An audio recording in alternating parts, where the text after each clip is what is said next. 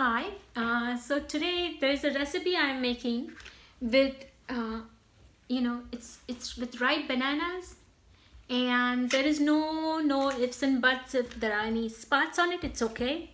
Basically, it's a ripe banana curry. This is my mom's recipe. It's in her, it's in her memory. I'm making this. This is her favorite. And usually I would do it like once a month or so, and there was a sale at the store for bananas, so I thought I'll go ahead and show other people also how we do this. Basically, you just take you can take any oil. Peanut oil is better, but it's all optional. Whichever oil you like, it's fine. I'm not going to stick to which oil for now.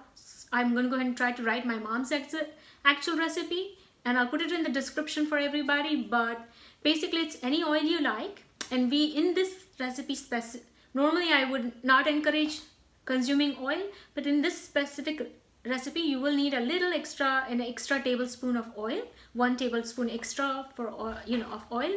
I usually don't deal with measurements, so this is, you have to figure this out.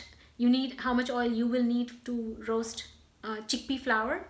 So this has chickpea flour. I will put all the ingredients in the description also. Basically, this is plenty of oil you have to use, more oil than usual. Then you roast the chickpea flour, then you add salt to it, cayenne pepper, chili powder, not the flakes, the chili powder. And then I put some garam masala from the Indian grocery store, or you can even get it online now. You can get all these spices and all the masalas from online.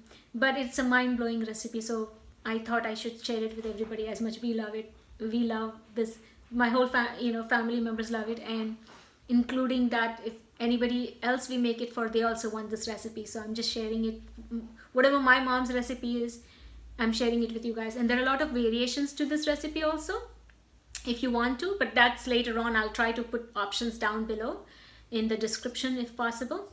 But basically, this is her basic recipe. So, and in this, sometimes we do variations, but that I'll go over some other time. So in this, for the simple recipe, it is oil, roast the chana flour, that's chickpea flour, you roast it on a slow flame. Please remember, especially the non-Indian families, people might not know that chickpea flour is very easy to burn, just like sugar. And you have to even be careful, just like sugar, because if you get stung by it, it'll be really hot. So chickpea flour does roast really fast, so you have to keep the stove really low and be patient and stir it. Or if you're having a medium flame, then you have to be right there and keep stirring it. Actually, with chickpea flour, it's not a good idea ever to be away from the stove. You have to be right there. So you keep stirring the chana, the chickpea flour, add salt to it, add chili powder, or not chili powder, the cayenne pepper, but we call it chili powder sometimes, Mirchi Powder, and or naita marchu. So the salt, chili powder, the cayenne pepper powder, garam masala. If you want to put turmeric, you can. You want to put dhana jeera powder, you can. You don't have to. And roast the chana flour first, and then add rai methi jeeru if you want to. You don't have to though. Like, that's mustard seeds and stuff like that, methi seeds and mustard seeds and cumin seeds, but you don't have to. So anyway, you roast all these things in the oil with the chana flour. And then if you want to put some kasturi methi or the fresh methi leaves, you can. You don't have to. That's also optional. So you just salt, the roasted chana flour, salt, cayenne chili powder, pepper powder, the chili powder, and then garam masala. Garam masala is good to put because it'll give you nice flavor to the food. And then cut the bananas and keep them ready. Cut them in bigger chunks, not too thin. Do it this big, cut them this big in pieces, and take the peel off. You don't want the peels, and then finish stirring the masalas and the chickpea flour and all that, and then put in the masala, finish roasting the chickpea flour, the chana flour, and then put the spices with the salt, all that, stir it on the stove and keep the flame low. Once you feel they are stirred up enough, it is roasted well enough, take the stove away off of the stove. Try to make sure you're on the platform, not on the stove. because you will burn and you will cook the bananas, and you don't really want to cook the bananas. You want to cook the bananas in the heat, in the residual heat. And then you add the ripe bananas to the roasted chickpea flour and the masalas, and you gently stir it only once or twice, just to coat the bananas, and stir it very gently once or twice only. After you have taken it off the stove and you add the bananas, you stir it only once or twice just to coat the bananas, that's all. Anyway, and then you try it, then you try it, and this is how it looks. See, this is how it looks, and here we go.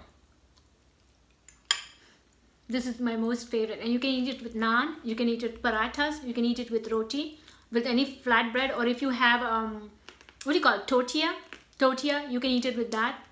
The crunch is from the methi. I love the methi seeds, just like mustard seeds. Methi seeds also are so yummy. That's one of my favorite things, and it's bitter, and it balances really well with the bananas. So there's a real play on sweet and spicy, bitter and sweet, more like our taffies, or what do you call them, caramel, like when you put a pinch of salt in that, the sweet and salty kind of. So it's kind of a play on that, sweet and spicy, and sweet and bitter. It's a wonderful flavor.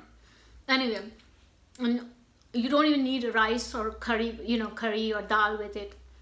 You can just eat it plain, just like this, You can eat a bowl full of, I could eat a bowl full of this. Nobody's stopping me. This is that good. So please try it, share it with your friends, neighbors, whoever, Share this recipe. It's really easy and fast and inexpensive. And this has calcium in it, so, it's really healthy. And sometimes, I don't know if in the Western people keep this, but some of us Indians, we roast the chana flour, the chickpea flour, and we keep it as a gravy base also for 2 weeks or a month. We roast it and keep it ready, so that way, in case if we feel like eating stuffed curries or curries with gravy in it, we keep this ready, roasted chana flour ready. Some of us even put spices in it and keep it ready, because we have a fast life. So this works out wonderfully to have a gravy base handy for if you want to make a runny gravy kind of thing, curry to eat with naan and parathas, or with any flatbreads, or even with bread. Or if you want to eat stuffed curries, or if you just want to roast some veggies and have this masala ready, the chickpea flour roasted with masalas ready, it goes really, really well. If you like chickpeas, first of all, or garbanzo beans, it's mind-blowing. Anyway, so here we go. I can't help myself. It's that good. I have to keep wanting to eat it. Anyway, I'm talking and eating at the same time. I'm sorry, but I just love it. Anyway, I hope you guys love it. Please try to share it with your friends and neighbors. This is for ripe bananas. And right now, Ruler Foods has, yesterday Ruler Food had bananas for sale for 10 cents a pound. So I got $2 worth of, $2 and some cents worth of bananas. Now it's a great deal. It's inexpensive food. It's calcium, and it's hardly any cooking in there. Just 5-10 minutes and it's all done. The roasting of the chickpeas takes just like not even 5 minutes. It roasts even faster than that. So try it. It's inexpensive, yummy as anything. You won't need anything on the side. Actually, you will not need roti, chapati, naans, flatbreads. None of that you will need, or not even bread. I could just eat this, and that's a meal for me. For a person like me, I would love just eating this, sit and just eat this. Anyway, I hope you guys enjoyed this curry. It's a dry curry, which you can eat with anything, or even as a side dish.